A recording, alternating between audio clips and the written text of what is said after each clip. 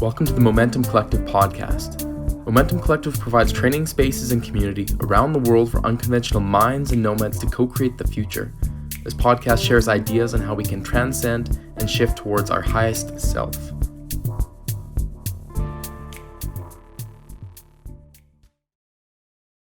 Hi everybody, John Early here, really excited to dive into some amazing topics here today. We're joined by Zoe Davenport, who is a multidimensional channel and psychic advisor for visionaries, and that's a beautiful title.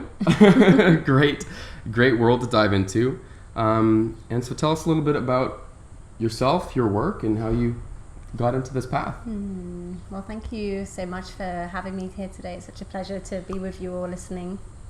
And I've been on this journey for about 12 years, and about 12 years ago I had what you would summon as like a spiritual awakening, where my life was heading in one direction. I had the relationship, I had the career, I had the money, we were like making plans to get married, we had a house, and it all came to an end almost like overnight. And then there was no life, there was no relationship, no money, no job, no prospects. And I remember just sitting in my friend's living room with all of my stuff around me and just asking this question, like, how did I get this so wrong? Like, what happened in my life where I was so sure that that's where I was heading? And in that moment, I can only describe what was an epiphany of a message, be it through myself, source, spirit, whatever, but it was like, now you're ready. And I was like, what do you mean now you're ready? I said, now you're ready to see. And it was like a lightning bolt went off in my head that I made a sacred vow to myself that I was going to figure out who I truly was and how I had taken such a wrong turn. It was almost like a U-turn coming back to me. And the coming days, weeks and months were what I would say as rapid accelerated activational codes that I'd already been given leading up to that moment. But it was like I went into 2 degrees and a PhD in a year on quantum physics, metaphysics, spiritual awakening, ascension, being an empath, Reiki, guides, angels, energy centers, chakras, ancient philosophies, Eastern philosophies, retraining in massage therapy, changing my career. And as I went into all of these topics and experiences and learning, more of myself was coming back online.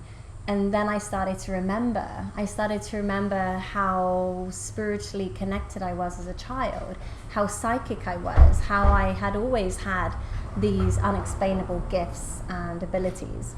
And then as I dove into this, I was then physically having experiences that were unexplainable. And so then I was like, well, what is happening to me? And then I would Google and search, and at the time I didn't have anyone to talk to.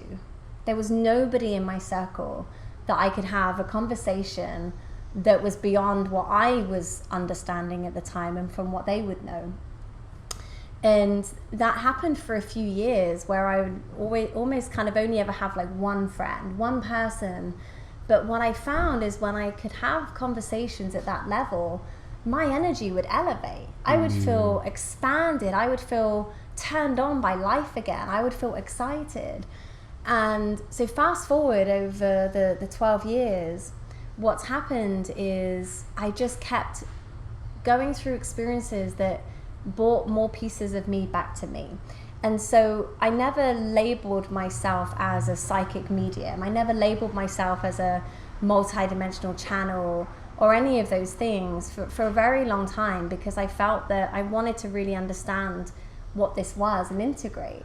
But what was happening is, as I almost integrated these different philosophies and energetic teachings and techniques, these very, very quantum experiences started to drop into the space. I already thought that it was at a level of energetic understanding and awareness of reality, but then I started to go into deeper and deeper and deeper depths of what this meant.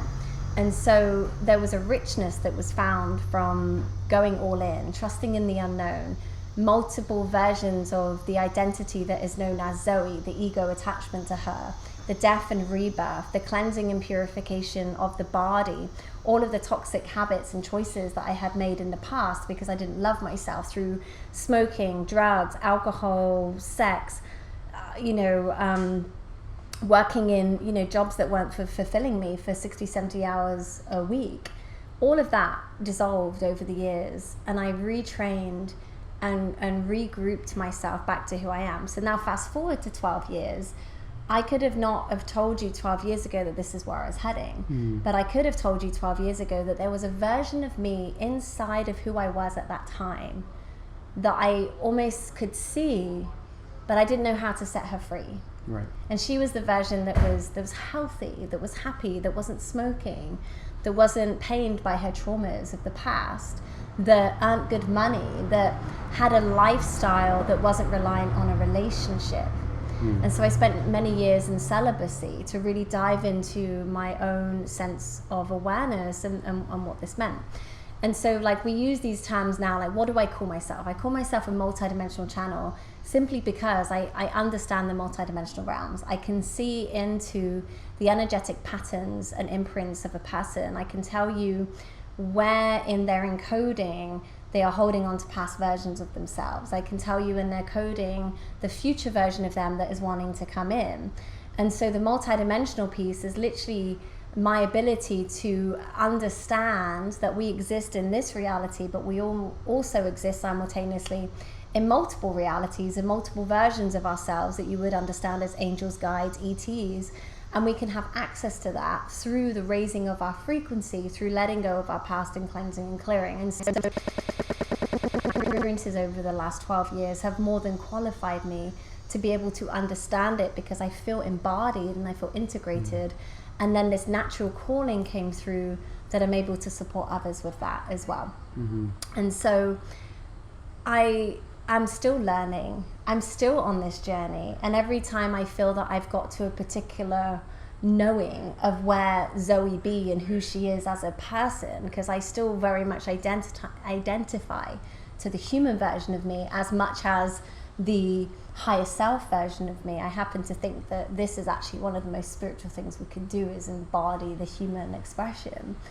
And it saddens me when I see people going through their awakening and they disconnect from their body, and yet they so deeply want to manifest these amazing experiences in their life, but they're not in their body. So I'm almost helping people descend back into their body, back into their lower energy centers, grounding in and rooting, and then from that making those rapid transformations. So it's been a journey. That's like the very short, condensed version of it. Appreciate that. Thank you so much.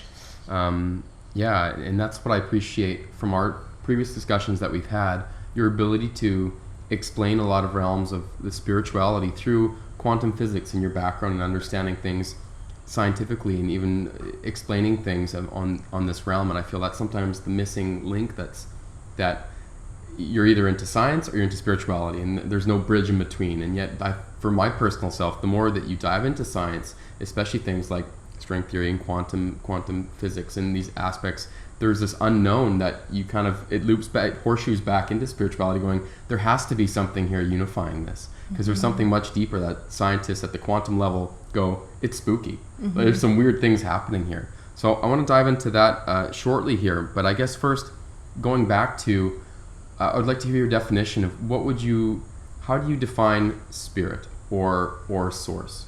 Because these are terms that we often use quite a bit. How do you explain what that is?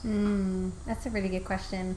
So, in its simplest form, how I would explain it is as energy. Source and spirit is within us. It's everything. It's all around us. It's an energy force of deep connection, and that energy has a consciousness that wanted to experience itself as a different reflection of itself. So almost like, you remember when you were a child and you had those little toys that was a kaleidoscope. And you kind of like you're squinting in through the lens, and you shift it. You shift it a slight degree to the left or slight degree to the right, and it has a completely different pattern. And so to me, when I've seen through my third eye what is source, what is energy, what I see is holographic fractals and patterns that are moving and oscillating 1 degree to the right, 1 degree to the left, that are creating a completely different impression and a completely different imprint of itself. And so what happens is humanity has become separate from its knowing that it is source, that it was here to be able to express itself individually, yet know it's deeply connected to who it be at an infinite level, and also with each other, right? And so the sense of fear, the sense of divide, the sense of conflict, this sense of anger and pain is all a separation from what it truly was, right? And so the higher dimensional version of that is there's infinite realities, infinite thought forms, infinite parallel worlds, infinite expressions of us. When you dive into it, even the very conversation that we're having in this moment, like for me, when I dive in, nothing else exists beyond this conversation. There's just you and me in this moment. And most of us are taught to be here, but we're also held on to the past, or we're in the worry of the future. But the more we practice presence, the more we come back to the stillness of this moment through our breath and really receive the experience of now, you can start to see beyond what's here. You can start to see the hologram, and you can start to understand energy vibrating, right, at different levels of frequency through sound, through awareness, through its consciousness of where it is wanting to be. And so when we dive into this, source and spirit is one. It's everything, and it's also nothing all at the same time, which is truly trippy. And so then when you dive in deeper to that, you start to really understand that as you have a consciousness of the present moment, you have a consciousness of your potential, of the experience that you want to open-heartedly bring into your reality in this moment.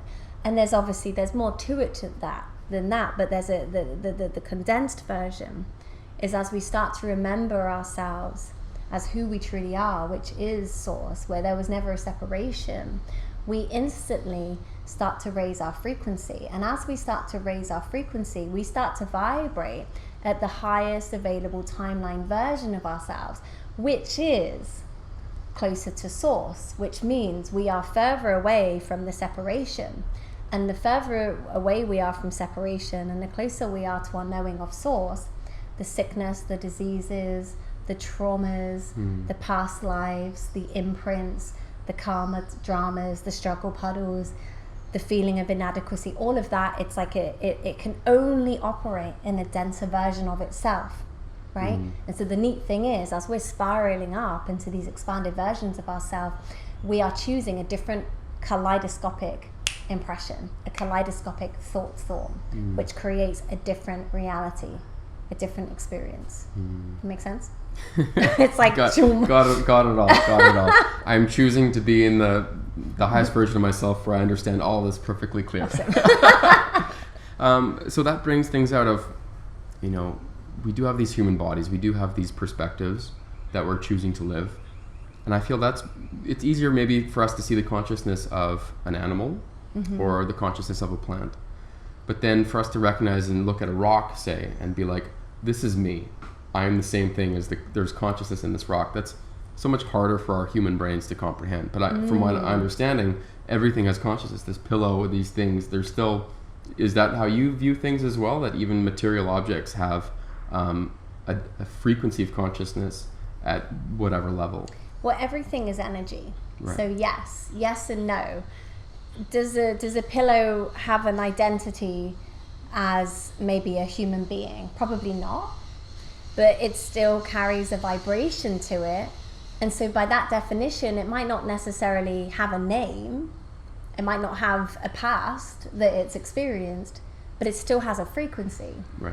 And so when it comes to shifting our vibration, to raise our frequency, the physical items that we have in our reality very much have an effect on our frequency as well. So you get someone that has a house full of stuff, maybe some relatives passed away and they couldn't deal with it, and a bunch of boxes in the attic and the cellar, or there's just like an overloading amount of things, right? Yet they're wanting to make massive shifts in their life. that very nature, like everything that we have in our reality has a frequency and has a direct impact and influence on where we're resonating at, including the clothes in your closet, including the way you have food in the fridge. If you have a fridge full of food and half of it's rotting, it's actually a scarcity program. It's like, I'm not worthy and deserving to eat this beautiful abundance of food. I'm going to let this rot, right? And so I'm not saying for everyone to go OCD, constantly cleaning, but a mindfulness of the preciousness of everything that we have in our reality. So when I go deep with my clients, they're surprised at like some of the things that I have them do, and it makes such a massive difference.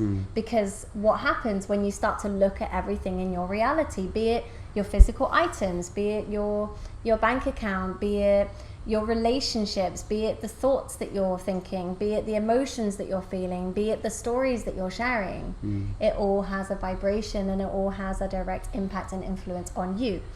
And so that is a really big part of like coming into that higher version of you and shifting your frequency. And then when it comes to remembering yourself as one with a rock, so we'll come back to that point, is a rock, as much as a plant, as much as an animal, as much as you or me, also carries a vibration. We just have to attune our listening ear through seeing beyond what's here to hear the vibration, right? It's not like the rock speaks English or French or Spanish. The rock speaks a vibration, right? The plant speaks a vibration. I was working out this morning, and every morning for the last 3 days, this cat that lives at this villa we're staying at will come and sit on the mat and plonk herself down because she feels the energy. And this morning, I think she felt yesterday, I was like, okay, I need to actually do the press ups now, and you're kind of in the way. So she didn't come and join me, and I felt kind of sadness in my heart. And I said to my trainer, like, wow, the cat didn't come today. 2 seconds later, this cat comes running over from the other side of the villa, and she comes and she sits down and she looks up at me with a smile on her face. So she felt my vibration of invitation. She felt that telepathic connection, right? And so that's what we have access to, but we've just forgotten because we're taught and conditioned to believe that, yeah, maybe animals have a consciousness, but that plants or a rock doesn't. And actually, like, plants they don't mind having haircuts, but they do like to be asked. The reason why is when you're chopping a great big arm of a tree down, you want to let them know what you're doing so they can pull their energy back into themselves, right? But we're so disconnected from that. And so spending time in nature naturally gets you back into a pristine auric space with yourself. It naturally grounds you, and it naturally allows you to start connecting into parts of yourself. And I want to touch to the point that you shared as well, is it's very hard for the head to comprehend, right? The mind isn't going to understand it because the mind understands square boxes, it understands analytics, it understands mathematical equations, right? That's the masculine, right? That's science. The feminine, that's spiritual, is the heart, is the feeling, is the knowing beyond what we know. And that's how we have the great inventors of our reality, because they tested the boundaries of what they were conditioned to believe. That's why you had Einstein, right? He was paving the way because he was a direct channel to his highest available timeline, his highest version. And actually his equation when he died was actually, humanity is not ready to receive this equation yet because it actually equals to love. And until humanity is ready to receive that, that is why there's going to continue to be that conflict. So it's such a vast topic, but to bring it into context for this moment, it's the most important thing that we need to be learning. Is quantum physics, is quantum mechanics, is trusting in the unknown, is doing everything we can to shift our frequency. Because when we do that, we come into greater alignment with ourselves, which means we have a greater capacity to receive, which means we have a greater capacity to be of contribution, which means that we're in the energy of solutions in that expanded state, as opposed to the contraction of what created the problems in reality in the first place. I love this. It's like, I'm just like, all the energy's coming in. It's I was like, through. you want me to take it there or you want me to take it there? He's like, take it there. Yeah, I'm like, okay. We want to go deep. I love this. And I love the reference between science and spirituality, because it feels like there's been such a divide, and that you can only believe in one or the other, but they do obviously loop back in together, especially all of us talk about frequency. And the more you dive into deep realms of spirituality, whether it's through the Ikaro song during ayahuasca ceremonies, or through sound bowl healings, and the power of music and sound and frequency, using frequency to connect and open up channels. It's the same thing of looking at quantum physics and going, there's a frequency. We're all just these vibrating particles. Like you said, a rock is just at a different frequency. Everything is just little waves vibrating. So I'm curious to hear how you use sound to tap into these spaces, and a bit more on that aspect of frequency. I love that question. So they say that sound will be the medicine of the future. And I laugh, because sound has been the medicine for thousands of years. It's just the egoic, contracted version of man decided that was not part of we've the forgotten, equation. I feel, a lot of that. We forgot that. And from my understanding, the pyramids are all these sound chambers built to tap into the power of these sound. A lot of our ancient history comes back to that. Yeah, exactly. And so how I experience sound in my reality is like, I'm not a singer, okay? In fact, I used to sing karaoke, and then about 3 seconds in, I'd have people come and stand on stage with me to start singing, right? It was that bad. And so I had this belief that I couldn't sing, and that I shouldn't use my voice in that way. I was also told that I couldn't write either. Like I was going to be dyslexic, and it's, I've written a book of thousands of words now. And so years ago, when I started to go deeper into these layers and identities of Zoe and multidimensional Zoe and the higher self version, the weirdest thing started to happen. I would connect him with these, what you would call higher dimensional beings. So we'll call them the Pleiadian Council of Light. And they would come to me when I was giving somebody a massage. And they would say, we want you to do a DNA activation. This person, their higher self is with them. And I'm talking to these beings telepathically, and I can see them clear as day around this guy's bed. And I'm in like this 5-star spa, and I'm like, he's asked for a spa massage. Like, what do you want me to do? And they're like, just hold his crown and tone. I'm like, I can't do that. So I was like, all right. So I held his crown, and I'm like, zzz, like these little soft, low vibrational. And then this kept happening. And then it got to the point where I was told, okay, you are no longer resonance to body work anymore. And also at the time, like I would touch somebody and get a whole download. I'm like, okay, your mum that passed away 3 days ago is here. She's got messages for you. Or like, oh, your lower back pain is because of this, right? So my psychic gifts and abilities were like really coming online, as well as my connection to all of these different layers of angels, guides, beings, whatever you want to call them, high states of consciousness, versions of ourselves. And so I left that job and took a year off to travel. And in the traveling, what happened is I would sit deeply in meditation, working with the different vibrational grid portals of the earth. So I was told where to go, and I would sit. And then what would happen is these sounds would start coming through my throat, like toning, high pitched, not kind of like a harmonic, operatic song, but very high, and almost like I could feel a vibration through the throat. But as I was toning, I could see colors, and I could see light, and I could feel the effect that it was having on my body. And then I would experience profound effects of it for the days and weeks afterwards. Like ailments I had in my body would be totally cleared. Instant manifestations would happen. And what I was told deep in meditation once was, you are going to teach this to the masses, which is DNA activation. At the time, I had no idea what that meant. And also, let's face it, it's a bit strange. So I had this belief, I'm not going to go online and do weird toning with people. Like, never in a million years I'll do that. Fast forward, I ran my first program. It was called the Crystalline DNA Activations, and I had over 100 people sign up for the first program. And so it was like, oh, this is really what I'm meant to do. This is an alignment. So over the years, these sounds of toning have come through my voice. But not so much that, it was also my vibration that I'm at. So as I'm speaking the words, that is also a sound frequency. And then what was happening beyond that is I started to connect with the ancestors and elders, and these ancient songs would come through. Not Icaros taught to me by a maestro, but the vibration of sound that I would feel from the earth. And sometimes this always happens if I go out into nature, I will hear the spirits, and I will start like these sounds will start coming through. And then it turned and evolved into what's known as light language, which is a higher frequency. It's almost like a zip file condensed down, and it opens up into many different languages that, you know, when they say we have junk DNA, it's just basically turned off because we're not at the frequency where it can be operated, can be fully functional. We start shifting our frequency through sound, that DNA is going to start, oh yeah, I remember what to do. Oh yeah, this is my telekinesis, this is my telepathic skills. All of that is set to vibrate, right, at a higher frequency. And then beyond that, these different coding sounds started to come through. So long story short, this version of me that said I couldn't sing was a belief.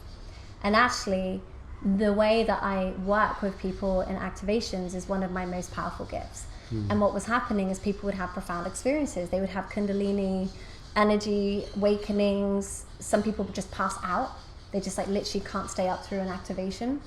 Some people like they feel buzzing and tingling around their crown. Some people feel full vibration. Some people feel color. It's everyone has a different experience.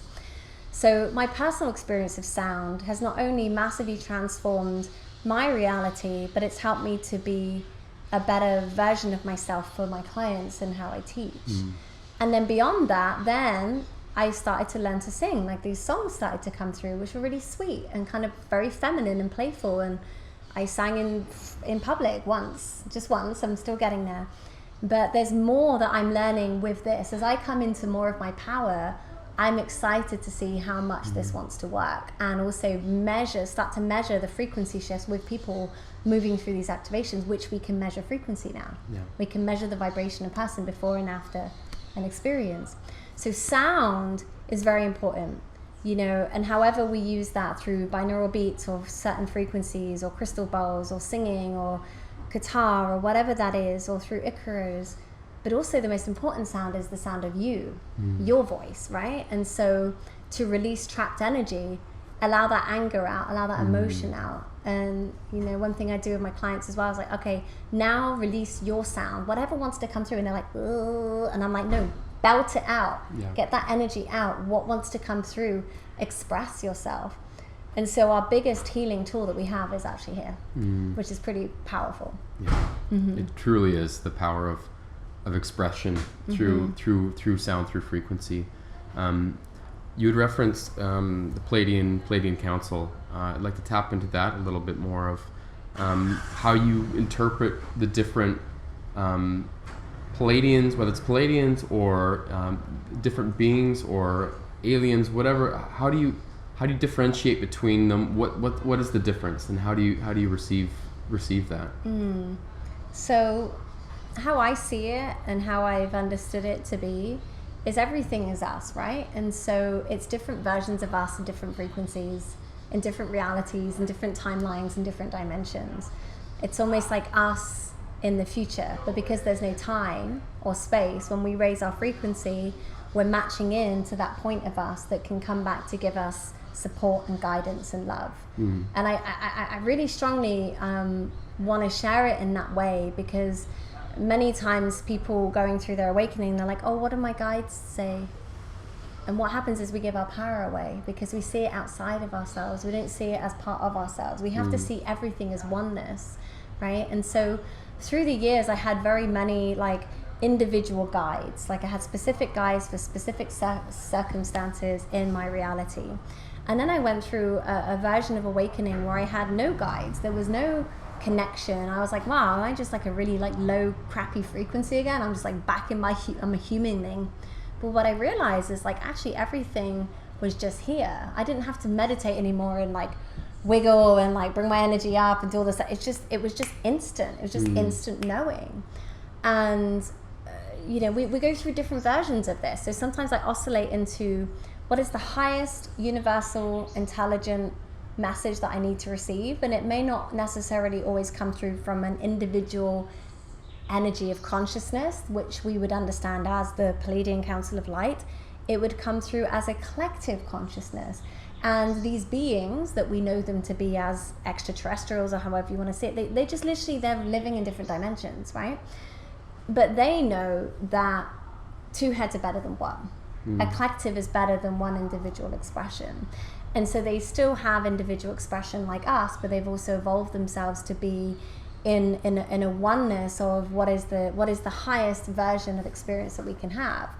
So as we start to understand that on this dimension and this plane, which is our big need through this awakening of coming into community, coming into co-creation, coming into council, buying land together, teaming up. You have skills, I have skills. Let's put those skills together and support the collective. So we're doing this as well. So like I'm channeling you and you're channeling me, and we're working together in that way, whilst also opening up our psychic awareness to bring through those higher states of consciousness that can help give us the downloads and the tools and the steps and the knowing for what we can do here. So I say that it's a shame when we don't utilize all of who we be, all of the versions of us, right? And you referenced as well that junk DNA, and how when they're sequencing the genome, they're finding all this kind of stuff. What's some of your research and that your experience with of explaining some of that? So they're doing tests now to actually show how like language is no accident. That it's actually like the vibration of the DNA is how we learn to communicate. So the DNA is like learning to communicate with each other, and they're actually showing tests of things shifting through the different use of language. So they started to do that, and also with the fact that we can measure frequency, we can measure somebody's vibration, and we can also take pictures now, like before and after someone's gone through an energetic healing or something. And so, this is all here. The science is filling in a lot of the very woo blanks that spirituality has, and spirituality is filling in a lot of the questionable science, right?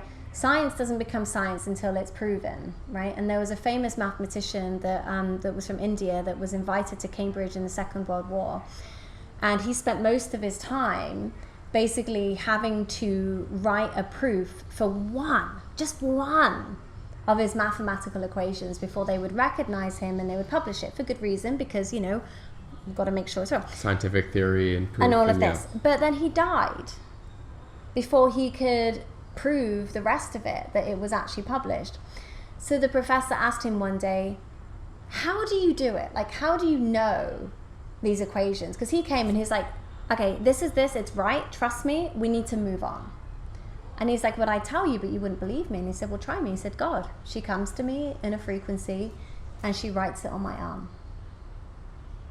And so what they're realizing now, I can't remember the name of the mathematician, but what they're realizing now, like the equations that he was tapping into is explaining black hole theory. Now, what a shame, because man is so in its head that it wouldn't trust beyond what it knows. And so that's where science falls back. That's where spirituality can come in a little bit and have a little bit of a softer knowing of like, let's just try it. Let's just feel into it, right?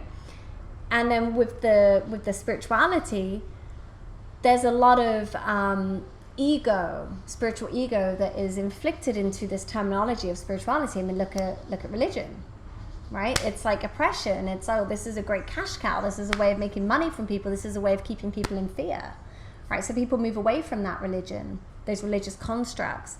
They cherry pick the nicest pieces that they enjoy, and then they call it the New Age. But then that's a complete separation from humanity within itself, and it's like, oh, I'm in a high frequency, I don't need to worry about humanity now. And it's actually, well, we're all one, so are you still going to have time for the homeless man on the street? Yes, absolutely, because we are the angels. We are the gifts because we know better. So how can we make an impact and a difference?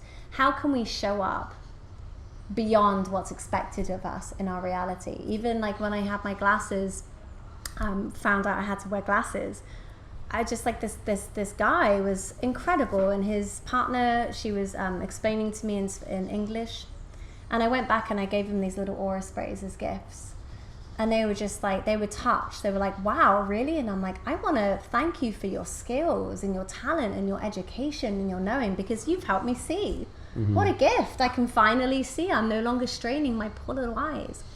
And apparently a friend of mine went in a couple of weeks later, and they were like, wow, your friend, what a beautiful angel. Thank you so much. And it's like, I don't do it for recognition. I do it because I know that our vibration and how we show up is everything. It's like we want to be these versions of ourselves, and we want to keep dipping back into humanity to remind humanity, hey, you can experience joy. There is another way, right? Yeah, there's a lot there. I appreciate that. It's a transmission as well. So like quite often if you think I'm speaking fast, it's a reason because it's also clearing energy. And so sometimes people are like, oh, you speak so fast. It's like, because I'm bringing in the higher version, the higher self, our collective consciousnesses, our angels and guides, and it's clearing energy. It's clearing energy. It's clearing energy to help us stay in this expanded state of consciousness, right? So if the mind's like, I can't quite keep up, good, because we want to exhaust the ego. We want to exhaust the ego so the heart opens and it just receives the transmission. That. Well, speaking about the heart opening up and some of these mathematical equations, you referenced Einstein's equation, coming back to love. Let's dive into that a bit more, and how do you see, or how do you interpret, were you referring to E equals mc square of matter and energy? So he talked about something that he tapped into before he died, and it was in a letter and it was never published. And in the letter he said humanity is not ready because they're not ready to realize that the highest frequency is love. Because what does love do? It unites, it binds, it brings together, it's harmony, it's joy, right? It's unity, it's oneness, it's home, it's a sense of belonging. And we look for love outside of ourselves through relationships, through gratification, through the bank balance. Material objects. And so as we embody the knowing, the highest frequency is love, it dissolves everything that we're not and comes into everything that we are, which is that heart vibration. And as we start resonating at that frequency, the heart, as it opens, it's like a portal. It's like an infinite wealth of knowledge, of emotional intelligence, which is not valued in the patriarchal society of what we have co-created in this reality, which is duality. The love comes in as neutrality. It's unconditional love. It's not selective, oh, I love you, but I don't love you over there because I don't really like the way you look, right? That's a judgment.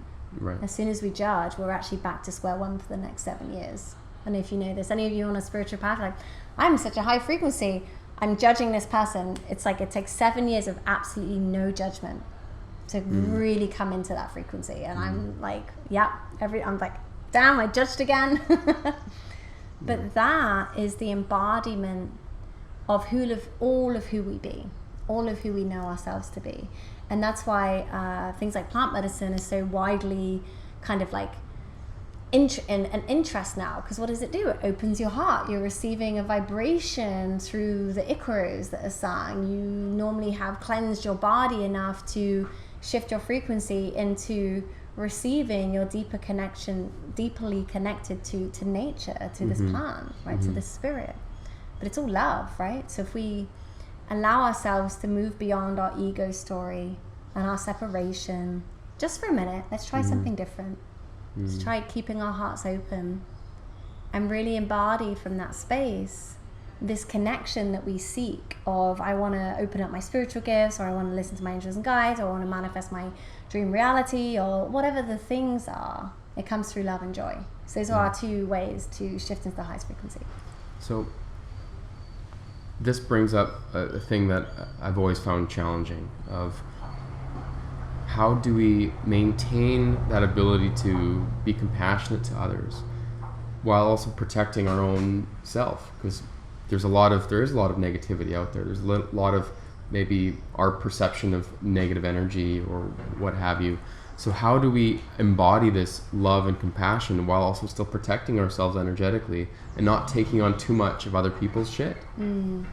So I'm going to reflect something really powerful to you, which is something that I received a while ago, which made so much more sense. And this is a lot of what we're taught, especially, let's use Reiki as an example. Okay, so let's open ourselves up with Reiki. We're feeling energy. Oh my God, I can feel the crystals and the plants and different vibrations. Okay, let's close down now. Let's protect ourselves. So in your body language, we need to protect ourselves from energy coming in, right? This is what you did. What we need to be doing, expand. Right? Because when we're expanded beyond time, beyond space, beyond our bodies, beyond our thoughts, beyond our traumas, beyond the other person, beyond this planet, beyond this reality, beyond this perspective, whatever that is, we expand back to the infinite consciousness of the I am presence. It's like a little blip in the ocean. It's like a little drop, this being or this experience or this person, and we're able to hold the frequency of neutrality, which is unconditional love, compassion, and understanding that everybody is on a different vibration, a different frequency. It doesn't matter about if someone's higher or lower. That's actually an ego, right? When we say that, we're just on a different version. We're on a different perspective of what we know to be true. And guess what? Where attention flows, energy goes, right? Or however which way around you say it. And so as we understand that from an expanded state of consciousness, right, when we go into public, expand your energy field. I used to do this at big, large events and gatherings, because as an empath, I read online, in public places, you're going to get overwhelmed and feel everyone's energy. And I was like, I better never go out again. And I thought, well, that's silly. I love going to public places. How can I feel total joy when I'm in the middle of a crazy space? I just expand my field so everyone can feel what I want to feel, which is unconditional love. And I tested this theory in a restaurant I worked in many years ago, and I was diving into it. We had a table, they came in, they were miserable, they were grumpy, they were moaning, they didn't get their poppadoms, like, boo-hoo, like first world problems. And the kitchen staff then, I noticed it, like the energy transferred from this moopy table to my staff, to the kitchen staff, and then suddenly and then another table came in, and then they were feeling the energy, and then they were really grumpy. And I'm sat there going, I don't want to have an evening like this. And so I gathered the staff together, and because they were like, what's going on? And I said, well, I can tell you what's going on, and let's change it. So I took them through a process, and I didn't know what I was doing at the time, but I was working with energy. I was understanding energy. So we expanded, and we set our intentions. Boom. We shifted the timeline. We went back out the front, the grumpy table, laughing, infectious. The next table, laughing, infectious. Twice as many tips that evening. Twice as many customers. So much joy, so much love, so much compassion. Thank you very much. That's how it's done, right? Expanding. How do we want to affect the ripples? And we talk about the Great Awakening, and we're shifting our energy. That's actually what's happening. Is your vibration is affecting my vibration, and my vibration is affecting your vibration. And if your vibration's contracted and that's affecting me, I'm contracted. If my vibration is expanded, you're probably going to feel an expansion within yourself, right? And some people get really triggered by that. You're too bright, you're too big. Great. That's where we're meant to be resonating at. And so I'm going to rechange the body language. How do we protect our energy so that we can be in that version of ourselves, right? We're opening up, we're keeping our heart open. We're keeping our consciousness open. We're keeping our ability to receive more of that flow of energy, that divine consciousness running through our energy system all day long, grounding it down into the Gaia, flicking our fingers, moving the energy. Expansion. I love it. What other ways do you help your clients and people feel that expansion or tap into their inner knowing, their intuition, their higher self? So definitely through the heart space, definitely through grounding, and just practicing the spiritual muscle every day. You don't go to a gym and do a few weights and squats and expect yourself to have like a really nice booty and nice muscles, right? It takes time, right? Patience. And I see so many people that, I'm just not like connected, and I wish I could be like open and blah, blah. I'm just like, okay, great. So what are you doing every day? I tried this thing like one time, like about a year ago. I'm like, okay, so let's try this every day. What worked for you? Where in your life did you feel those euphoric aha moments of deep connection? Do more of that and less of the thinking that we're not connected. right? Because everything is energy, everything is everything. Consciousness is all around us. And we can start communicating through learning to communicate the language of energy and the different frequencies of that. And sing more. And sing more, yes. Or release, or tone, or shake the body. Yeah, so many good things. What are other things that you feel people get confused, or they think they're on this path but they're really on a different one? Or what are the most common challenges people have on their way on this path that they come to you for? I mean, that's a great question, because it's like consciousness wants to understand polarity, right? And so sometimes it wants to go down in this direction so it can understand, okay, I definitely don't want that. Yeah. Or So the spiritual ego hijacks it and tries to understand it's... Yeah. Or when we think we've got to a certain place. I had a lady the other day, she was asking me about my program. Oh, I'm already in a high frequency. And I just laugh, because I'm like, okay, awesome, because there's always so much more that we can receive of ourselves. And the minute we think we've made it, that's when the ego, we need to do an ego check. Check to my ego. Okay, where are we at with our thinking that we've made it? We're like little puppets down here. We're like little kindergarten children, like in these little human vessels, and we like have this like massive, expansive version of ourselves, right? Yeah. Talking about these realms, let's dive into dream states and how dream states can help us tap into our intuition, our higher self. How do you work with dreams? So I had an experience a few days ago, and I woke up in the middle of the night, and I was kind of sleepy, and it was about 3:30. I mean, I normally wake up at 4 anyway, because that's the best time for theta and meditating, and people think I'm crazy for that, but I actually have more energy when I wake up before the sun than I do after. And it was about 3 or 3:30, and I was kind of opening my eyes, and it was all dark, and I was looking around, and I was like, oh, this is interesting. I wonder why I'm awake. So there's a specific significance that I was awake. And so then I kind of gently closed my eyes again, and I felt into my body. My body didn't feel the same. And I opened my eyes, and I was in the body of a man. And I was physically, my consciousness was in the body of a man. And I was looking around, and I was in a hospital bed.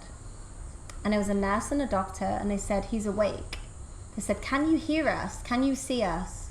Can you see us? Can you hear us? And they had like their clipboard, and it was almost like I was in a coma. And I was looking around, and my body was paralyzed, and I'm looking.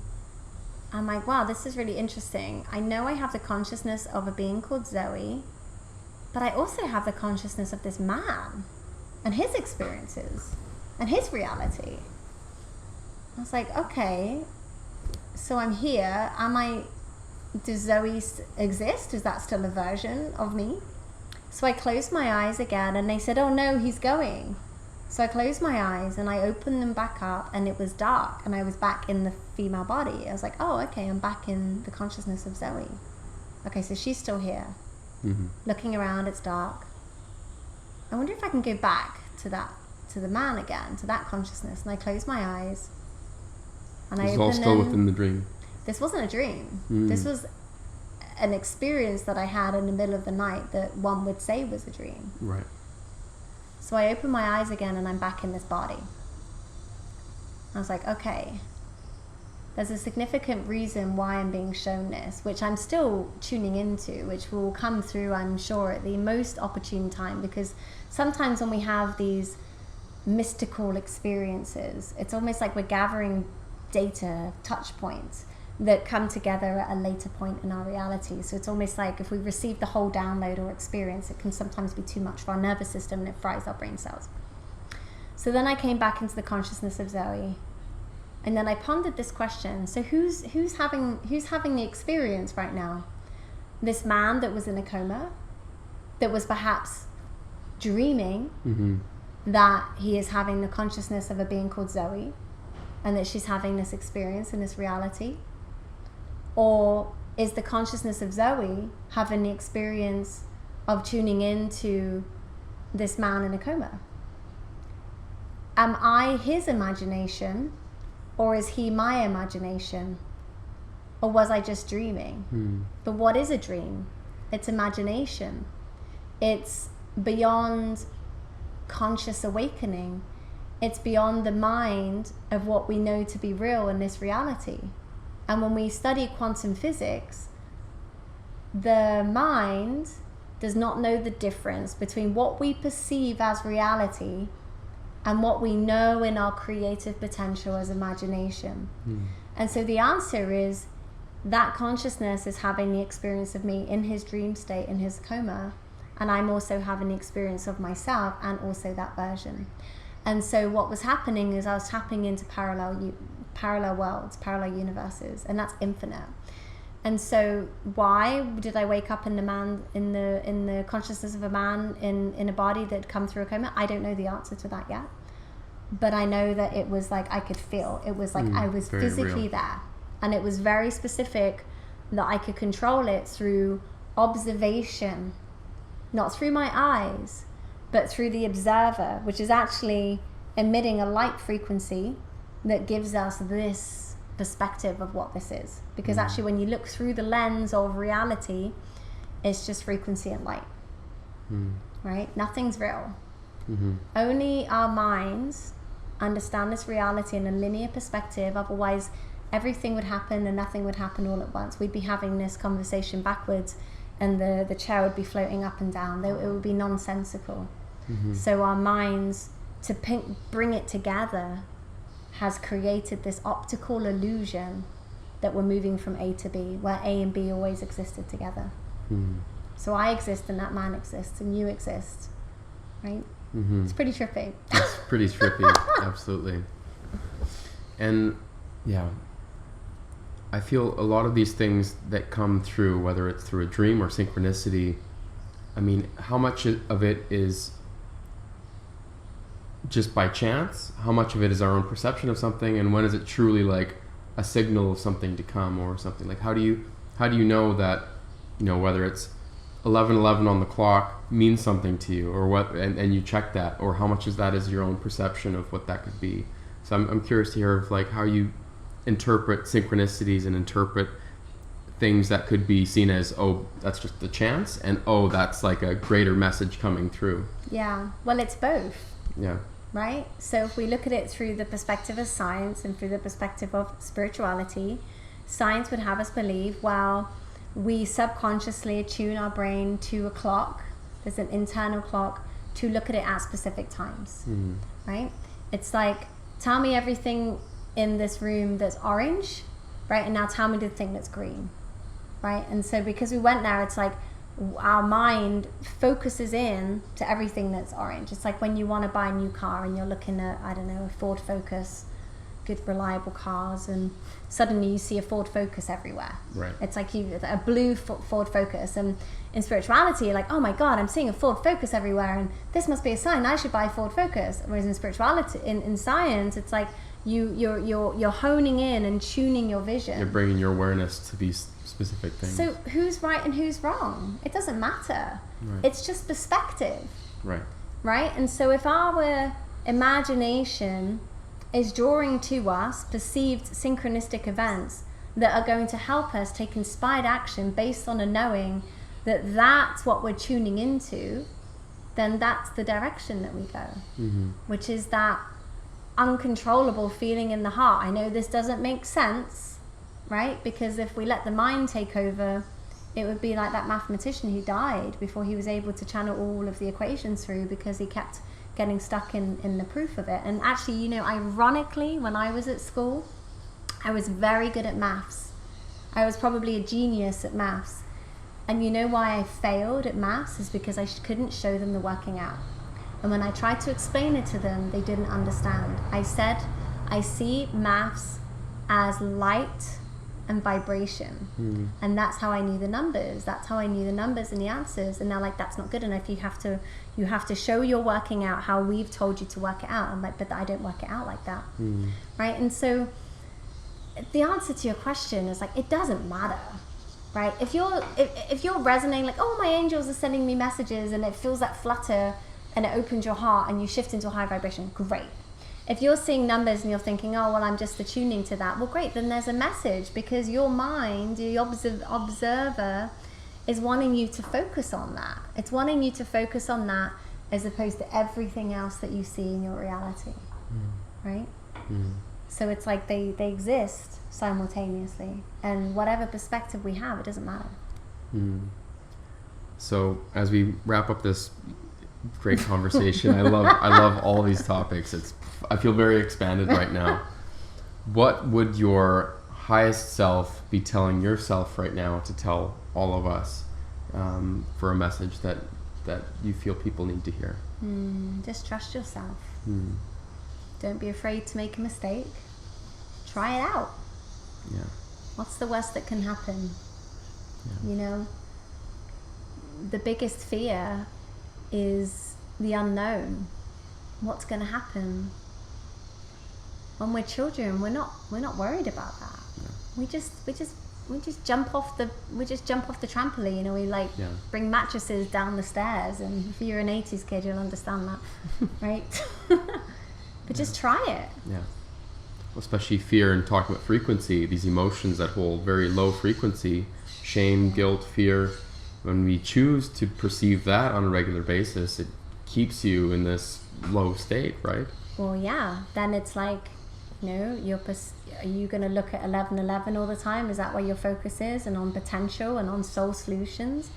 Or are you going to focus on all the bad and all the stuff that's not working? And you'll be shown more of that. Yeah. You want to focus on forward focuses, and then you'll see your forward focus. Yeah. It's our reality. It's our thought forms. It's our perspective. It's our imagination. It's our creation. It's our ability to manifest exactly what we hold true for ourselves. And it's why we see so much conflict and divide in the world, because humanity can't come together. Because when you dive really, this is a whole nother conversation, but just to finish on this point, in string theory, it's like this never-ending web of perspective. Yeah. And so that's why people go down these rabbit holes, and they go down another one and another one and another one, and they can't come up for air, because there's just so many different versions of what reality is, and who's right and who's wrong. It's perspective. It's vibration. I could have a completely different experience than you on the beach. You could be on the beach and be like scratching your hands, and like, oh, the sand flies, and I don't like the wind, and I'm kind of like sunburn, and I don't want, and I could be there like frolicking around like, oh my God, this is amazing. I love the sand. I love the sun, and not be bothered by these little things, because that's where my vibrations are. So thank you. You're welcome. Thank you for engaging this conversation. Where can people find more information about yourself and also the book that you've written? Thank you. So the best way to find me right now is either on Instagram or Facebook. And so Instagram is I am Zoe Davenport. My Facebook is really easy to find. It's just Zoe Davenport. And so you just add me on there, send me a message. If this resonates with you, I have a ton of free resources and guides and everything to help you. So it's been a pleasure. Yeah, I feel expanded. I'm like, yes. I feel expanded as well. Love these conversations. Yes, let's continue to open these conversations and choose our perspective to choose love and allow that to come through. So, John, thank you so much for joining us here on our Momentum podcast. Zoe Davenport, and again, thank you for sharing your love and light with us here today. Thank you.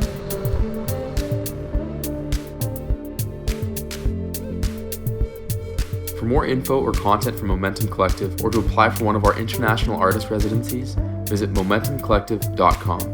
That's Momentum, Momentom.